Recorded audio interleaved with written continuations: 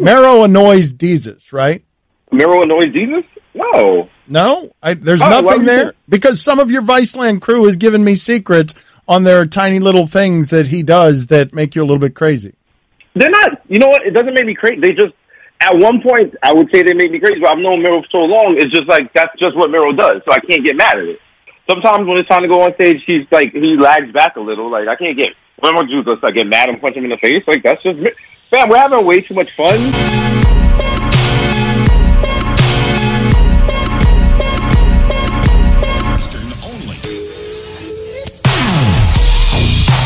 Oh, man. Desus and Mero are going to war. The beef is just starting, y'all. I'm letting y'all know right now. This is not going to end anytime soon. And there's going to be more reports coming. There are already a bunch of reports out there. So I wanted to cover it. I always cover podcasts breaking up. And it seems like this is the beginning of a long beef pause. I did not even plan to say that. That was wild. I apologize to my audience, and I will be more responsible for the rest of this video. But anyway, what is going on with Desus and Mero? Obviously, they're breaking up. It's no longer theory style. This is happening. And one thing that recently came out with the last couple days is there's rumors and gossip that the reason the Desus and Mero podcast broke up was because of Victor, their longtime manager, who has closer ties to Mero. However, I think that is a PR planted story. I believe that Showtime staff, this is alleged, is planting this story because they have a show coming with Desus only, and Desus is the star for them, so they're protecting his credentials. And overall, I think when you look at Desus and Mero relationship, I always felt like something was a bit planty about them. Like it was like a WWE story, like when they said, Undertaker left Kane in his house burning. Like I always felt like it just didn't feel like an authentic story. I know everybody in the comments, the Bodega Hive was like, they were honest about meeting in high school and blah, blah, blah, blah. They knew each other. And I just don't know how that makes them like friends or cool. I honestly think they probably just saw each other like in the hallway and walked by each other. I don't think they were cool like that. I believe they were just put together because they were Twitter influencers, similar to the way like Complex pairs people up, i.e. Joe Budden and Academics, or the failed show Mia Khalifa and Gilbert Arenas, the sports show that they were doing. And I don't know, I always felt like that whole thing just never felt real. I believe it ultimately worked just because Desus and Mero were talented, but I'm not buying it, man. And I think more will be revealed about truly how close they were. In New York City, if you see someone in summer school 10 years ago, you could completely not know them. I just think they were paired together because they were big on Twitter. On top of that, I also think that it just never appeared like they had any type of cool dynamic or friendship. Now, here's what I'm saying. Most of their pods from when I remember listening to them was a lot of random tangents. They were like telling jokes the whole time. It always felt like hollow interactions between two kids in, a class together that don't know each other, and they just joke with each other the whole time to pass the class time. And this is very different than a podcast like the Joe Budden podcast or the Rory and Maul podcast, or even Brilliant Idiots with Charlamagne and Schultz. They seem to actually be cool with each other, and they talk about things on a deeper level. With Desus and Mero, I always felt like it was surface level dialogue. It never felt authentic. And though I must say it was funny at times, even though it got a little stale for me. It's like, how much can you joke? But let's get into this article from Matthew Baloney at Puck, where he says that the reason the Desus and Mero show broke up was because of their manager, Victor. Apparently, Victor was rude to Showtime staff and so on and so forth. However, as I was reading this article, I peeped a deeper and darker criminal link.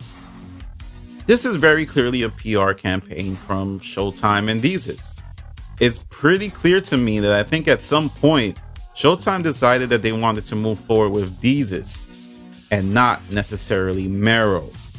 Overall, this is very unfortunate, but a lot is coming clear to me with Mero's interview on My Extrovert Opinion. It seems like he doesn't want to water down the brand. He doesn't want to change stuff. He doesn't want to make things any different. And I think that may have been the source of the tension between them on the Showtime show. Overall, it feels as if Mero may have peeped the play that Desus and Showtime were running on him, and so has his manager Victor. So probably Victor was being rude, maybe, to the staff at Showtime, because they saw that, you know, Desus was gonna replace Mero, or Desus was gonna take the lead and Mero was gonna fall into the background. So they decided to turn up.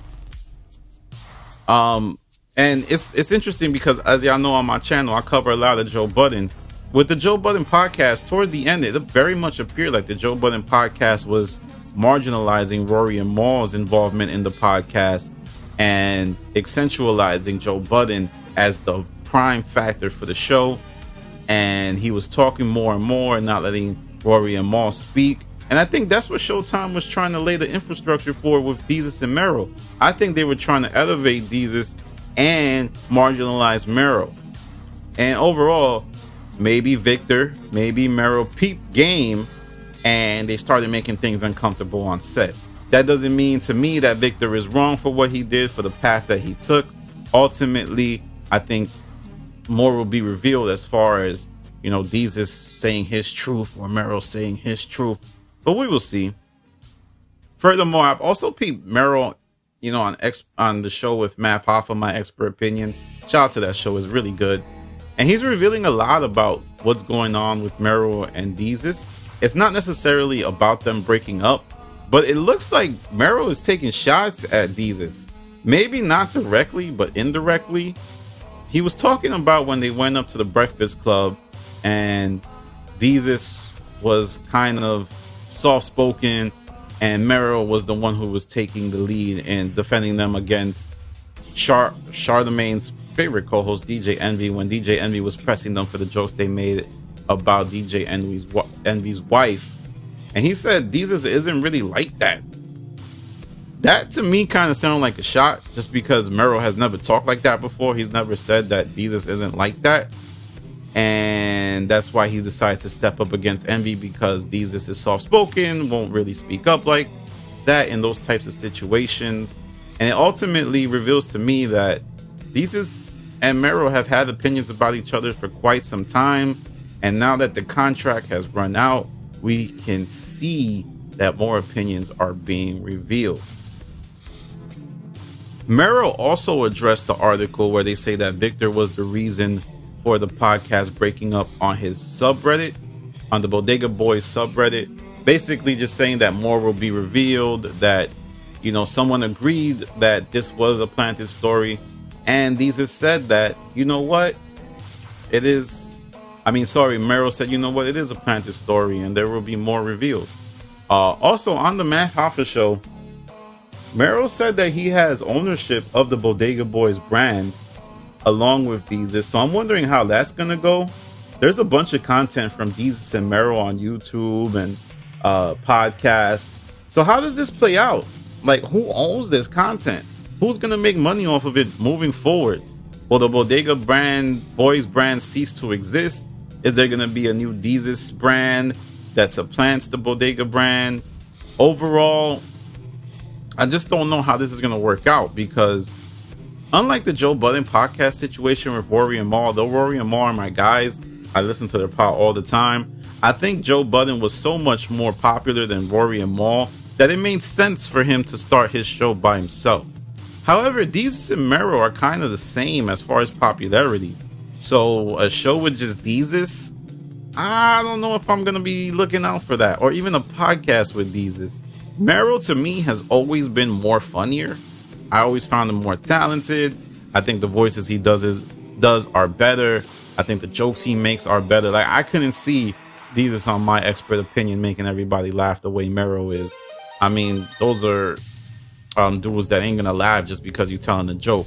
So overall, I just don't see how Desus, a show on Showtime with him, is gonna, you know, engage the audience to the same level that the Bodega Boys did together. This isn't a Joe Budden situation where Joe Budden can basically do anything by himself. I don't think Desus can do anything by himself. I don't think he can carry a show by himself. Maybe they'll get a watered down version of Mero to co-host the show. Some Latino dude that, you know, can help Desus capture the Latino crowd. But overall, I'm really curious about how this plays out, because the Desus and Mero war is only just beginning. I know people think that, you know, it's just starting. I mean, it's ending and it's over. There's going to be... No, it seems like there might be a lawsuit coming. It seems like Mero might reveal more via video. He's also doing other ventures. I believe he's doing something on AMP. He obviously has a Twitch deal. Maybe not a Twitch deal, but some type of agreement with Twitch where if he streams, he gets money off of that. So just watch out, because I'm going to be watching this situation closely. This is giving me the same vibe that Joe Budden's situation with Rory and Maul gave me. However, it's a bit different because Joe Budden was a big rapper before, whereas Desus and Mero, they were only became of fame when they started doing their podcast together. But anyway, let me know what you think in the comments. I got more stuff about Joe Budden coming later this week, or actually say next week, because it's the end of this week. Overall, I feel like the podcast space is heating up. I still think Ish is going to leave the Joe Budden podcast. I know a lot of people in my last video were like, yo, Danny, you hating, bro. You hating, bro. Why you always hating on the god Joe Budden? His new music gone. He always doing his thing. He be spitting them depressed lyrics that you just don't be feeling. But nah, I think Ish is leaving. I also have another video about Joe Budden's biggest mistake. I believe he made a big mistake, and I am going to talk about it in my next video. Overall, shout out to everybody who supports me in the comments. Please like, comment, and subscribe. It helps me out a lot. Also, you can hate on me. You can hit the thumbs down button. Whatever. I appreciate everybody's comments. I appreciate everybody's thoughts. I know some of the Joe Vengers don't like me, and I know some of the Bodega Boy hive is not feeling me for, you know, talking about their podcast. But whatever. I'm gonna still keep doing my thing, and I'm gonna still keep reacting. Once again, please like, comment, and subscribe. This is Danny from the Stop.